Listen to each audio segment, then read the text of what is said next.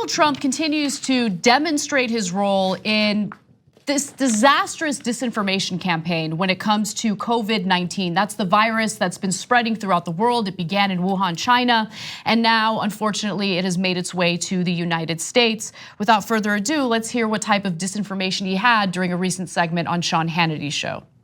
I think the 3.4% is really a false number. Now, this is just my hunch. But based on a lot of conversations with a lot of people that do this, because a lot of people will have this and it's very mild. They'll get better very rapidly. They don't even see a doctor. They don't even call a doctor. You never hear about those people. So you can't put them down in the category of the overall population in terms of this corona flu and or virus. So you just can't do that. So if, we have thousands or hundreds of thousands of people that get better just by, sitting around and even going to work, some of them go to work, but they get better. And then when you do have a death, like you've had in the state of Washington, like you had one in California, I believe you had one in New York, all of a sudden it seems like 3 or 4%, which is a very high number, as opposed to a fraction of 1%. Okay, so there's a lot to break down there, which we're going to do in a sec. But notice he said, and even go to work. Okay, we're going to come back to that because you heard him say it with your own ears just then.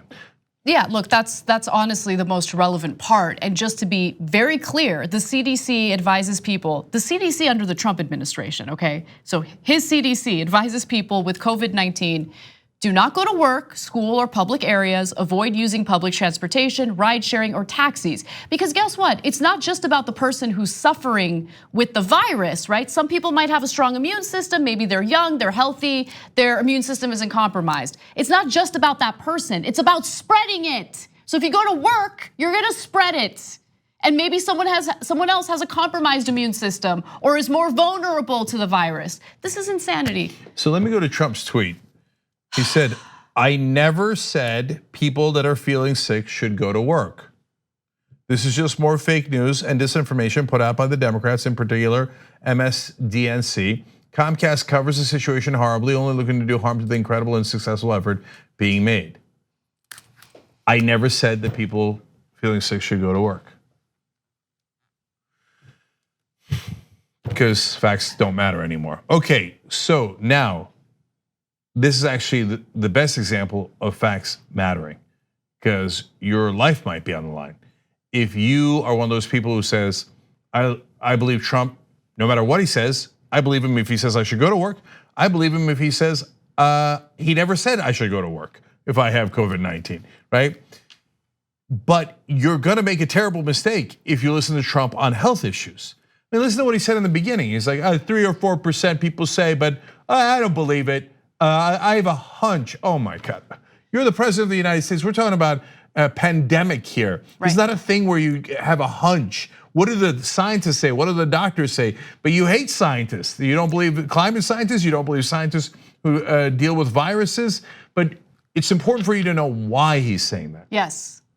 So the reason is people are panicking about COVID-19, so the stock market is falling. Yes, exactly. And so Trump is worried, oh my God, that's gonna affect my re-election efforts. I don't want people panicking because it's hurting the market. So I'm going to pretend it's not a big deal so the market can go back up and I could win re-election. But if you pretend a pandemic is not a big deal, it makes it worse. Yes. And it literally puts people's lives in danger. Everything that Donald Trump does is inspired by his love for himself. And he looks out for himself and no one else. He doesn't care about anyone else. So he doesn't care if people get sick. He doesn't care if people lose their lives because they get sick by following his advice in going to work when they're feeling sick. Okay, what he cares about is ensuring that he gets reelected, ensuring that the stock market still looks good. By the way, Jerome Powell, who is the head of the Federal Reserve, is the person that he is constantly bullying to cut interest rates. And guess what Jerome Powell did? Emergency interest rate cut in order to offset the impact of COVID-19 on the stock market. Guess how long it worked? For about 10 minutes. Stock market took a plunge again today. That's right. It went up yesterday and went right back down today. Look, nobody's rooting for the stock market to go down. there's still a lot of folks who have their 401k in the markets.